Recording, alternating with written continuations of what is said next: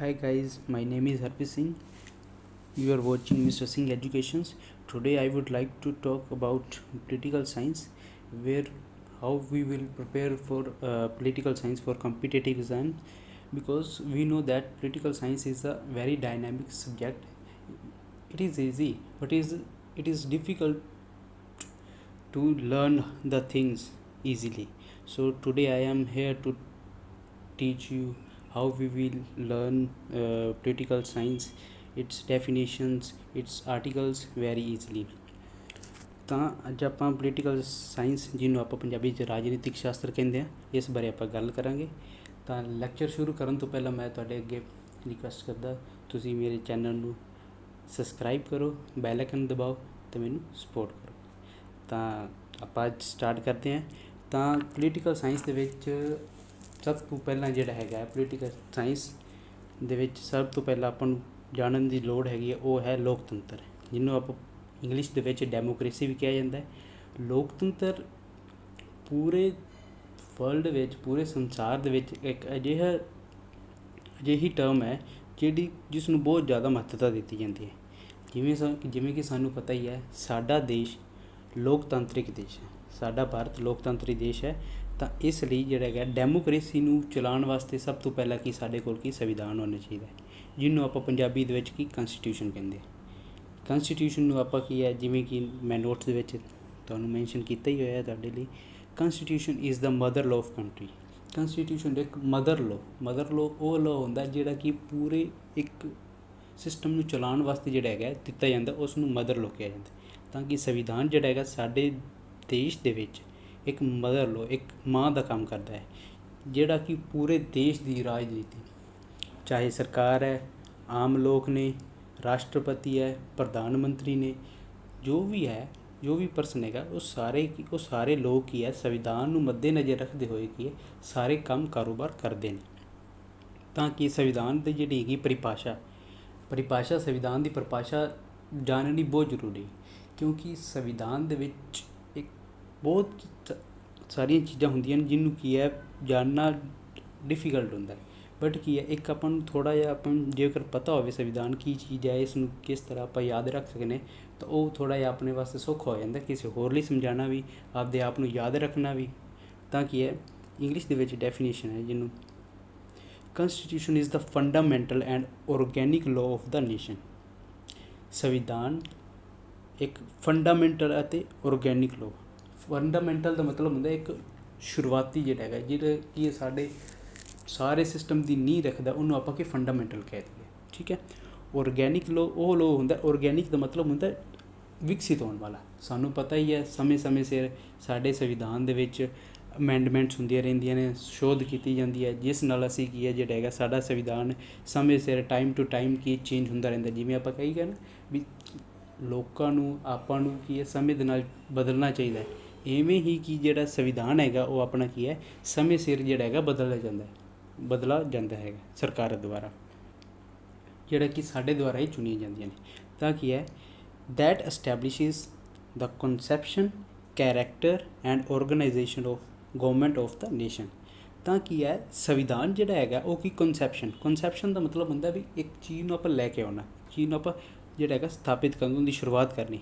Character ਦਾ ਮਤਲਬ ਹੁੰਦਾ ਕਿਸ ਤਰ੍ਹਾਂ ਵੀ ਉਹਦਾ ਕਰੈਕਟਰ ਕੀ ਹੈ, ਉਹਦਾ ਚਾਲ ਚੱਲਣ ਕਿਸ ਤਰ੍ਹਾਂ ਹੋਵੇਗਾ।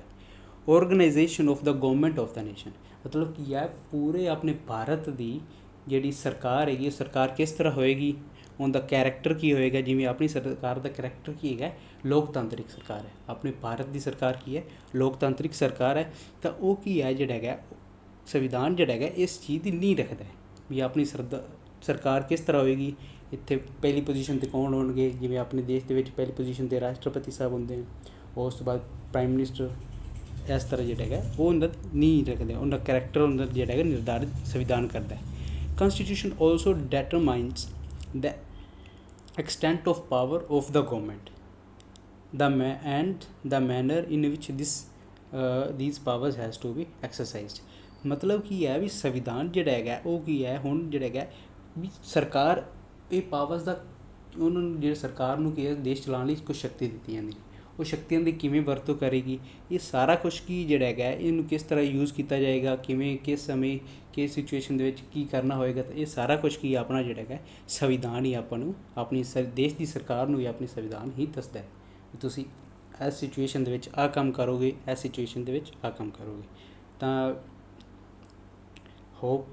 ਆਈ ਹੋਪ ਦੈਟ ਤੁਹਾਨੂੰ ਪਤਾ ਲੱਗ ਹੀ ਗਿਆ ਹੋਵੇ ਸੰਵਿਧਾਨ ਕੀ ਹੈ। ਤਾਂ ਸੰਵਿਧਾਨ ਨੂੰ ਇੱਕ ਵਾਰੀ ਫਿਰ ਥੋੜ੍ਹੇ ਸ਼ਬਦਾਂ ਵਿੱਚ ਸਮ ਅਪ ਕਰੀਏ ਤਾਂ ਕਨਸਟੀਟਿਊਸ਼ਨ ਜਿਹਨੂੰ ਆਪਾਂ ਕੀ ਸੰਵਿਧਾਨ ਕਹਿ ਦਈਏ, ਇੱਕ ਫੰਡਾਮੈਂਟਲ ਅਤੇ ਔਰਗੈਨਿਕ ਲਾਅ ਹੈਗਾ ਦੇਸ਼ ਦੇ, ਜਿਹਦੇ ਨਾਲ ਕੀ ਹੈ ਇੱਕ ਨੀਂਹ ਰੱਖੀ ਜਾਂਦੀ ਹੈ ਅਤੇ ਉਸ ਤੋਂ ਬਾਅਦ ਕੀ ਉਹ ਜਿਹੜਾ ਹੈਗਾ ਉਹਨੂੰ ਸਮੇਂ ਸਿਰ ਬਦਲਿਆ ਜਾਂਦਾ ਹੈ। ਅਤੇ ਇਹਦਾ ਜਿਹੜਾ ਹੈਗਾ ਦੇਸ਼ ਦੀ ਸਰਕਾਰ ਵੀ ਕੀ ਹੈ ਆਪਣੇ ਸੰਵਿਧਾਨ ਦੁਆਰਾ ਹੀ ਨਿਰਧਾਰਿਤ ਕੀਤੀ ਜਾਂਦੀ ਹੈ। ਅਤੇ ਦੇਸ਼ ਦੀ ਸਰਕਾਰ ਆਪਣੇ ਲੋਕਾਂ ਨੂੰ ਕਿਵੇਂ ਚਲਾਵੇਗੀ, ਉਹਨਾਂ ਉੱਤੇ ਕਿਵੇਂ ਰੂਲ ਕਰੇਗੀ, ਇਹ ਵੀ ਸਾਰਾ ਕੀ ਹੈ ਨਿਰਧਾਰਿਤ ਕੌਣ ਕਰਦਾ ਹੈ, ਸੰਵਿਧਾਨ ਕਰਦਾ ਹੈ। ਹੁਣ ਇਸ ਤੋਂ ਬਾਅਦ ਕੀ ਹੈ, ਇਸ ਤੋਂ ਬਾਅਦ ਜਿਹੜਾ ਹੈਗਾ ਸਭ ਤੋਂ ਦੂਸਰੇ ਨੰਬਰ 'ਤੇ ਕਿ ਸਾਨੂੰ ਪੋਲੀਟੀਕਲ ਸਾਇੰਸ ਰਾਜਨੀਤਿਕ ਸ਼ਾਸਤਰ ਵਿੱਚ ਸਾਨੂੰ ਕੀ ਜ਼ਰੂਰਤ ਪੈਂਦੀ ਹੈ ਵੀ ਆਪਣੇ ਦੇਸ਼ ਦੀ ਸਰਕਾਰ ਦਾ ਡਿਜ਼ਾਈਨ ਕਿਸ ਤਰ੍ਹਾਂ ਦਾ, ਕਿਸ ਤਰ੍ਹਾਂ ਦਾ ਡਿਜ਼ਾਈਨ ਹੈਗਾ ਜਿਸ ਕਰਕੇ ਕੀ ਹੈ ਜਿਹੜਾ ਹੈਗਾ ਵੀ ਆਪਣਾ ਜਿਹੜਾ ਹੈਗਾ ਸਾਰਾ ਸਿਸਟਮ ਚੱਲ ਰਿਹਾ। ਤਾਂ ਕੀ ਹੈ ਡਿਜ਼ਾਈਨ ਦੇ ਵਿੱਚ ਤੁਹਾਨੂੰ ਨੋਟਸ ਦੇ ਵਿੱਚ ਮੈਂ ਪ੍ਰੋਵਾਈਡ ਕਰਾਇਆ ਹੀ ਹੈ। ਸਭ ਤੋਂ ਪਹਿਲਾਂ ਕੀ ਸਭ ਤੋਂ ਉੱਪਰ ਵਾਲੀ ਪੋਜੀਸ਼ਨ 'ਤੇ, ਜਿਵੇਂ ਆਪਣੀ ਫੈਮਿਲੀ ਦੇ ਵਿੱਚ ਸਭ ਤੋਂ ਉੱਪਰ ਵਾਲੀ ਪੋਜੀਸ਼ਨ 'ਤੇ ਆਪਾਂ ਕਹਿੰਦੇ ਕਿ ਦਾਦਾ ਜੀ ਹੁੰਦੇ ਨੇ, ਇੱਥੇ ਕੀ ਹੈ ਆਪਣੇ ਦੇਸ਼ ਦੇ ਸਭ ਤੋਂ ਉੱਪਰ ਵਾਲੀ ਪੋਜੀਸ਼ਨ 'ਤੇ ਕੀ ਹੈਗਾ ਪ੍ਰੈਜ਼ੀਡੈਂਟ ਹੁੰਦੇ। ਇਸ ਤੋਂ ਬਾਅਦ ਕੀ ਜਿਹੜਾ ਹੁੰਦਾ ਆਪਣੀ ਜਿਹੜੀ ਹੈਗੀ ਹੈ ਲੈਜਿਸਲੇਚਰ ਹੁੰਦੀ ਹੈ। ਠੀਕ ਹੈ, ਲੈਜਿਸਲੇਚਰ ਕੀ ਹੁੰਦੀ ਹੈ, ਲੈਜਿਸਲੇਚਰ ਪਾਰਲੀਮੈਂਟ ਜਾਂ ਲੈਜਿਸਲੇਚਰ ਦੋਵੇਂ ਕਿਹਾ ਜਾਂਦਾ। ਪੰਜਾਬੀ ਵਿੱਚ ਆਪਾਂ ਪਾਰਲੀਮੈਂਟ ਨੂੰ ਸੰਸਦ ਕਹਿੰਦੇ ਹਾਂ। ਤਾਂ ਸੰਸਦ ਕੀ ਲੋਕ ਸਭਾ ਅਤੇ ਰਾਜ ਸਭਾ, ਲੋਕ ਸਭਾ ਅਤੇ ਰਾਜ ਸਭਾ ਦੋਵਾਂ ਸਦਨਾਂ ਨੂੰ ਮਿਲਾ ਕੇ ਕੀ ਹੈ ਜਿਹੜਾ ਹੈਗਾ ਇੱਕ ਸੰਸਦ ਬਣਦੀ, ਜਿਹਨੂੰ ਆਪਾਂ ਇੰਗਲਿਸ਼ 'ਚ ਪਾਰਲੀਮੈਂਟ ਕਹਿ ਦਈਏ।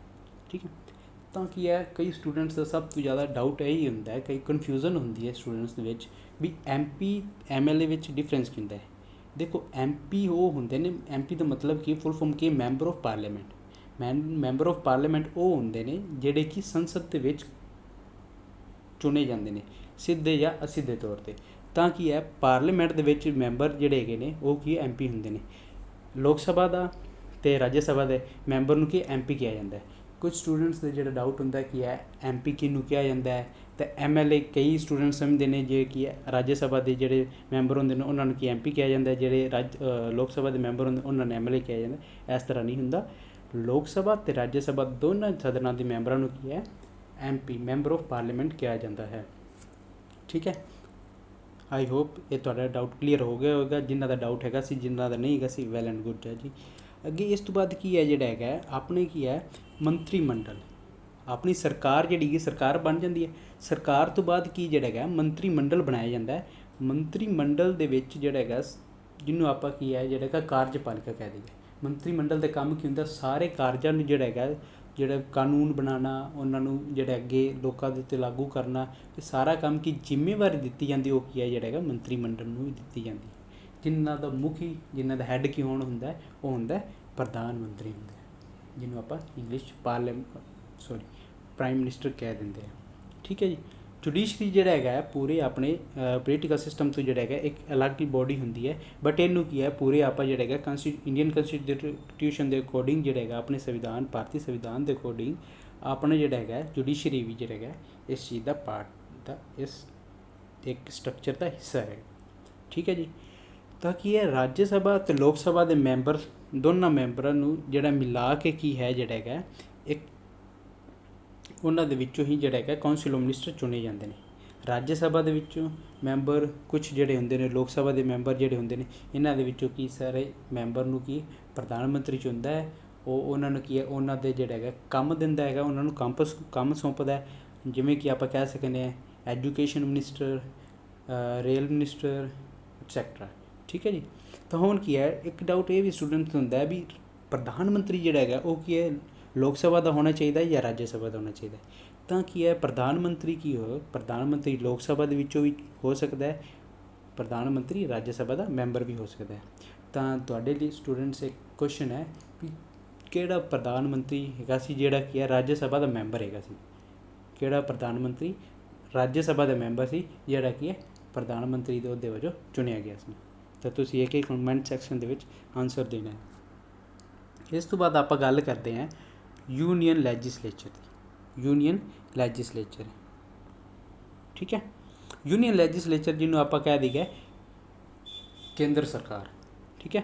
ਕੇਂਦਰ ਸਰਕਾਰ ਦੇ ਵਿੱਚ ਜਿਹੜੇ ਹੈਗਾ, ਕੇਂਦਰ ਸਰਕਾਰ ਦੇ ਵਿੱਚ ਦੋ ਤੁਹਾਨੂੰ ਪਹਿਲਾਂ ਹੀ ਗੱਲ ਕੀਤੀ ਹੈ, ਪਾਰਲੀਮੈਂਟ, ਯੂਨੀਅਨ ਲੈਜਿਸਲੇਚਰ ਜਾਂ ਫਿਰ ਪਾਰਲੀਮੈਂਟ ਜਿਹਨੂੰ ਆਪਾਂ ਪੰਜਾਬੀ 'ਚ ਸੰਸਦ ਕਹਿ ਦਈਏ।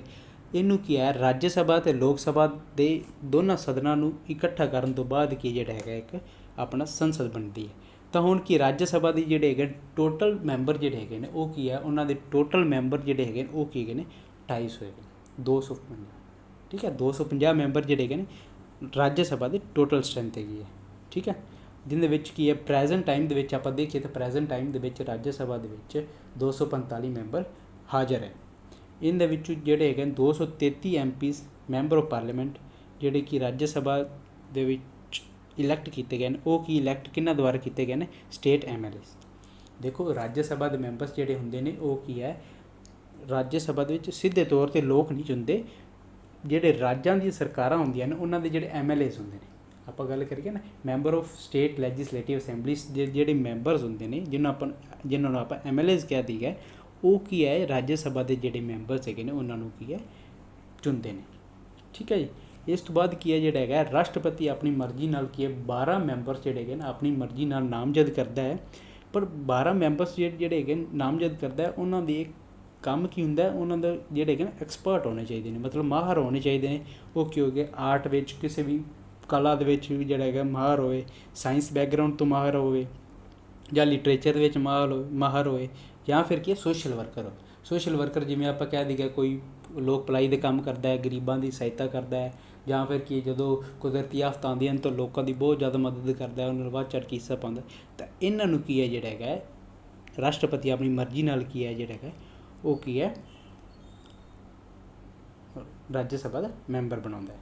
ਤਾਂ ਇੱਕ ਕੁਐਸਚਨ ਸਟੂਡੈਂਟ ਦਾ ਕਈ ਵਾਰ ਕੀ ਹੈ ਰਹਿ ਜਾਂਦਾ ਹੈ ਕਿ ਇਹ ਸਪੋਰਟਸ ਜਿਹੜਾ ਹੈਗਾ, ਸਪੋਰਟਸ ਵੀ ਕੀ ਹੈ ਜਿਹੜਾ ਹੈਗਾ ਕਈ ਮੈਂਬਰਸ ਜਿਹੜੇ ਹੈਗੇ ਸਪੋਰਟਸ ਬੈਕਗਰਾਊਂਡ ਤੋਂ ਹੁੰਦੇ ਨੇ। ਜਿਵੇਂ ਆਪਾਂ ਫੋਰ ਐਗਜ਼ਾਮਪਲ ਲੈ ਲਈਏ ਸਚਿਨ ਤੈਂਦੁਲਕਰ, ਮੈਰੀ ਕੋਮ, ਇਹ ਦੋ ਜਿਹੜੇ ਪਰਸਨਸ ਹੈਗੇ ਨੇ ਇਹ ਕੀ ਹੈ ਰਾਜ ਸਭਾ ਦੇ ਮੈਂਬਰ ਰਹਿ ਚੁੱਕੇ ਨੇ। ਇਹ ਗੱਲ ਸਹੀ ਹੈ, ਪਰ ਕੀ ਹੈ ਇਹ ਸੰਵਿਧਾਨਿਕ ਤੌਰ 'ਤੇ ਇਹਨਾਂ ਨੂੰ ਨਹੀਂ ਦਿੱਤਾ ਗਿਆ। ਇਹ ਸੰਵਿਧਾਨ ਨੇ ਨਹੀਂ ਕਿਹਾ ਵੀ ਇਹਨਾਂ ਨੂੰ ਜਿਹੜਾ ਹੈਗਾ ਵੀ ਖੇਡ ਜਿਹੜਾ ਹੈਗਾ ਜਾਂ ਫਿਰ ਕੀ ਆਪਾਂ ਕੀ ਸਪੋਰਟਸ ਬੈਕਗਰਾਊਂਡ ਤੋਂ ਜਿਹੜੇ ਹੈਗੇ ਲੋਕ ਹੈਗੇ ਨੇ ਉਹਨਾਂ ਨੂੰ ਕੀ ਜਿਹੜੇ ਹੈਗੇ ਵਿਅਕਤੀ ਹੈਗੇ ਨੇ ਉਹਨਾਂ ਨੂੰ ਜਿਹੜਾ ਹੈਗਾ ਰਾਜ ਸਭਾ ਦਾ ਮੈਂਬਰ ਬਣਾਇਆ ਜਾਵੇ। ਪਰ ਇਹ ਕੀ ਹੈ ਸੁਪਰੀਮ ਕੋਰਟ, ਆਪਣੀ ਭਾਰਤ ਦੀ ਸੁਪਰੀਮ ਕੋਰਟ ਜਿਹੜੀ ਹੈਗੀ ਹੈ ਉਹ ਉਹਨਾਂ ਨੂੰ ਕੀ ਜਿਹੜਾ ਹੈਗਾ ਇੱਕ ਸਪੈਸ਼ਲ ਐਕਟ ਦੇ ਅਕੋਰਡਿੰਗ ਉਹਨਾਂ ਨੂੰ ਕੀ ਜਿਹੜਾ ਹੈਗਾ ਨਾਮਜ਼ਦ ਕਰਨ ਦਾ ਉਹਨਾਂ ਨੂੰ ਮੌਕਾ ਦਿੱਤਾ ਜਾਂਦਾ। ਉਹ ਕੀ ਰਾਸ਼ਟਰਪਤੀ ਨੂੰ ਪਾਵਰ ਦਿੱਤੀ ਜਾਂਦੀ ਸੁਪਰੀਮ ਕੋਰਟ ਦੁਆਰਾ। ਤਾਂ ਹੁਣ ਆਪਾਂ ਗੱਲ ਕਰਦੇ ਅੱਗੇ ਕੀ ਹੈ ਲੋਕ ਸਭਾ। ਲੋਕ ਸਭਾ ਦੇ ਵਿੱਚ ਟੋਟਲ ਮੈਂਬਰ ਜਿਹੜੇ ਹੈਗੇ ਨੇ ਉਹ ਕੀ ਆ 552। ਲੋਕ ਸਭਾ ਦੀ ਟੋਟਲ ਸਟਰੈਂਥ ਜਿਹੜੀ ਆਪਾਂ ਕਹਿ ਦਈਏ ਜਿਵੇਂ ਆਪਾਂ ਇੱਕ ਕਲਾਸਰੂਮ ਹੈ, ਕਲਾਸਰੂਮ ਦੇ ਵਿੱਚ ਟੋਟਲ ਚੇਅਰਸ ਹੈਗੀਆਂ ਨੇ ਆਪਣੀ ਕੀ ਹੈਗੇ ਨੇ 20 ਚੇਅਰਸ ਹੈਗੀਆਂ ਨੇ। ਬਟ ਸਟੂਡੈਂਟਸ ਆਪਾਂ ਚਾਹੇ ਕਹਿ ਦਈਏ 10 ਆਉਂਦੇ ਨੇ 15 ਆਉਂਦੇ ਨੇ ਉਹ ਮੈਟਰ ਨਹੀਂ ਕਰਦਾ। ਬਟ ਟੋਟਲ ਸਟਰੈਂਥ ਜਦੋਂ ਪੁੱਛੀਏ ਤਾਂ ਟੋਟਲ ਸਟਰੈਂਥ ਵੱਧ ਤੋਂ ਵੱਧ ਕਿੰਨੇ ਸਟੂਡੈਂਟਸ ਉੱਤੇ ਬੈਠ ਸਕਦੇ ਨੇ ਜਾਂ ਉੱਤੇ ਹਾਜ਼ਰ ਹੋ ਸਕਦੇ ਨੇ ਉਹ ਕੀ ਹੈ 20 ਹੈ। ਇਵੇਂ ਹੀ ਕੀ ਹੈ ਜਿਹੜਾ ਲੋਕ ਸਭਾ ਦੇ ਵਿੱਚ ਟੋਟਲ ਮੈਂਬਰ ਹੈਗੇ ਉਹਨਾਂ ਦੀ ਜਿਹੜੀ ਕੀ ਹੈ ਸਟਰੈਂਥ ਹੈਗੀ, ਟੋਟਲ ਸਟਰੈਂਥ ਹੈਗੀ ਉਹ ਹੈਗੀ 552, ਜਿਹਦੇ ਵਿੱਚ ਕੀ ਪ੍ਰੈਜ਼ੈਂਟ ਦੇ ਵਿੱਚ ਕੀ ਹੈ ਮੈਂਬਰਸ ਜਿਹੜੇ ਹੈਗੇ ਨੇ ਉਹ ਹੈਗੇ ਨੇ 543 ਮੈਂਬਰਸ ਪ੍ਰੈਜ਼ੈਂਟ ਹੈਗੇ ਨੇ। ਇਸ ਤੋਂ ਪਹਿਲਾਂ ਕੀ ਹੈ 134 ਤੋਂ ਪਹਿਲਾਂ ਕੀ ਹੈ ਟੋਟਲ ਮੈਂਬਰ ਹੈਗੇ ਸੀ ਉਹ ਗਏ ਸੀ 545, ਠੀਕ ਹੈ। ਤਾਂ ਹੁਣ ਕੀ ਹੈ 543 ਮੈਂਬਰਸ ਜਿਹੜੇ ਹੈਗੇ ਨੇ ਲੋਕਾਂ ਦੁਆਰਾ ਸਿੱਧੇ ਤੌਰ 'ਤੇ ਜਿਹੜੇ ਹੈਗੇ ਨੇ ਲੋਕਾਂ ਦੁਆਰਾ ਜਿਹੜੇ ਹੈਗੇ ਨੇ ਮੈਂਬਰ ਚੁਣੇ ਜਾਂਦੇ ਨੇ ਜਿਹਨੂੰ ਆਪਾਂ MP ਕਹਿ ਦਈਏ। ਜਿਵੇਂ ਕੀ ਹੈ ਆਪਣਾ ਇਲੈਕਸ਼ਨ ਕਮਿਸ਼ਨ ਆਫ ਇੰਡੀਆ ਜਿਹੜਾ ਹੈਗਾ ਉਹ ਕੀ ਵੋਟਾਂ ਕਰਾਵੇਗਾ, ਇਲੈਕਸ਼ਨਸ ਕੰਡਕਟ ਕਰਾਵੇਗਾ। ਇਲੈਕਸ਼ਨਸ ਕੰਡਕਟ ਹੋਣਗੇ, ਆਪਾਂ ਵੋਟ ਪਾਵਾਂਗੇ, ਵੋਟ ਪਾਉਣ ਤੋਂ ਬਾਅਦ ਜਿਹੜਾ ਹੈਗਾ ਉਹਨਾਂ ਦੀ ਜਿਹੜੀ ਕਿ ਕਾਊਂਟਿੰਗ ਹੋਏਗੀ ਅਤੇ ਫਿਰ ਆਪਾਂ ਨੂੰ ਕੀ ਆਪਣਾ ਜਿਹੜਾ ਹੈਗਾ ਇਲਾਕੇ ਦਾ ਰਿਪਰੈਜ਼ੈਂਟੇਟਿਵ ਜਿਹੜਾ ਹੈਗਾ ਜਿਹੜਾ ਆਪਣਾ ਕੀ ਜੁੰਮਾ ਚੁੱਕਦਾ ਉਹ ਕੀ ਜਿਹੜਾ ਹੈਗਾ ਆਪਾਂ ਨੂੰ ਪਤਾ ਲੱਗੇਗਾ ਵੀ ਉਹ ਚੁਣ ਕੇ ਆਉਂਦਾ, ਠੀਕ ਹੈ।